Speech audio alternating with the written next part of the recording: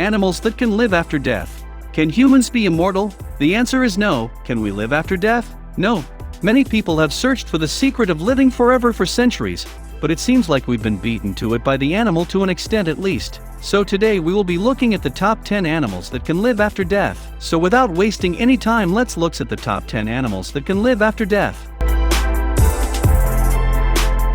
Number 10. Cockroaches. Cockroaches are famous for their tenacity and are often believed as the most likely creature that will survive a nuclear war. They can live without their heads. In fact, they can go on living for 2 weeks without their heads. But how these bugs can survive decapitation? First of all, the cockroaches don't bleed a lot like a human when we cut off their heads.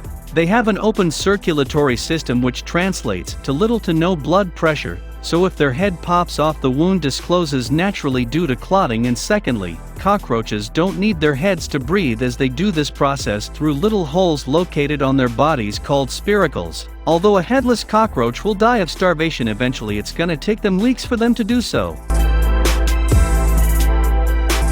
Number 9. Bees.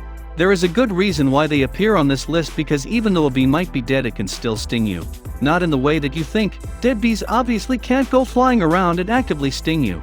The thing is their sting, and more importantly, the venom delivery system will still work even if the bee is long dead. When a bee stings, the sting detaches from its body, leaving it embedded into the skin of its victim. Attached to this thing is a tiny organ that both contains the bee venom and a tiny muscle that pumps the venom out. These actions are not controlled by the bee's brain, but rather by involuntary impulses, so it's not safe to pick up a dead bee. Number 8. Chickens. Chickens can run around with their heads cut off. Yes, and there's a very simple reason for this. The reason is human error. This error happens to be a butcher's error. The chicken's central nervous system is very different from humans. Some basic bodily functions are controlled not by the brain itself, but by certain parts of the brainstem. So when the butcher chops the chicken's head too high, most of the time it's just the forebrain of the chicken that comes off with its head, leaving the brainstem and the cerebellum quite intact. Number 7. Octopus. An octopus, after being chopped up, it continues to move. The reason octopus's arms maintain mobility even after being chopped off is quite fascinating. It's because their central nervous system is quite unique. Most of an octopus nerve cells, 2 out of 3 of them, can be found in its tentacles, and these arms can continue reacting to stimuli even if they are no longer connected to the main brain. In fact, they remain responsive even after the octopus has been long dead. These movements can happen up for a week after the octopus's death also. Number 6. Salamanders. Salamander has always been synonymous with long life and immortality. Salamanders have the uncanny ability to regenerate any part of their body that has been chopped off. These regrown parts actually function the same as, or in some cases even better than, the original parts. This is mainly because of a special protein found in salamanders which facilitates the replication of cells. This protein can also be found in humans, but in smaller quantities. Number 5. Frogs. It has been discovered that frogs continue to move around even when they're brain dead.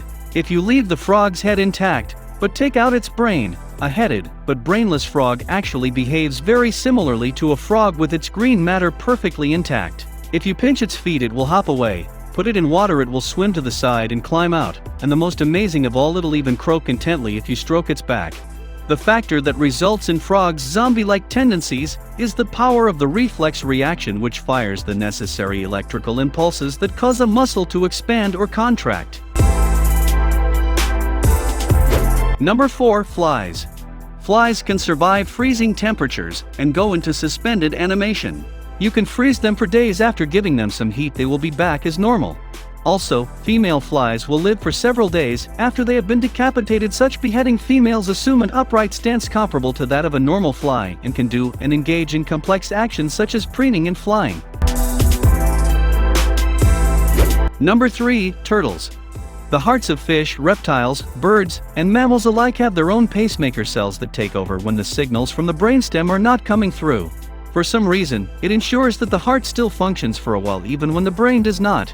But the turtle took it to a whole new level, and this is because their heart is cut off from the oxygen and nutrients. usually supplied by the blood, is just very normal.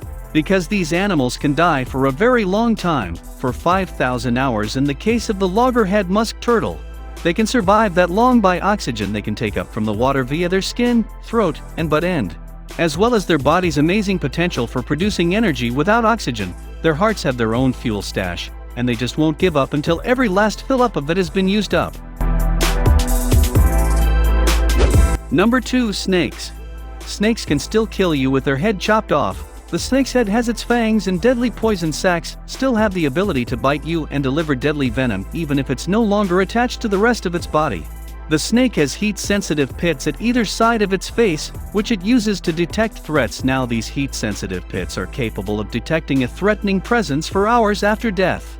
This means the snake's head will continue to defend itself, and can bite you if you get close to it or try to pick up thinking it is dead. Number 1. Flatworms. Flatworms or planarian are known as masters of regeneration. They can rebuild any part of their bodies after amputation. If one is cut in half, the head portion grows a tail, and the tail portion grows a head. Cut it into 20 pieces and 20 new worms, each an exact copy of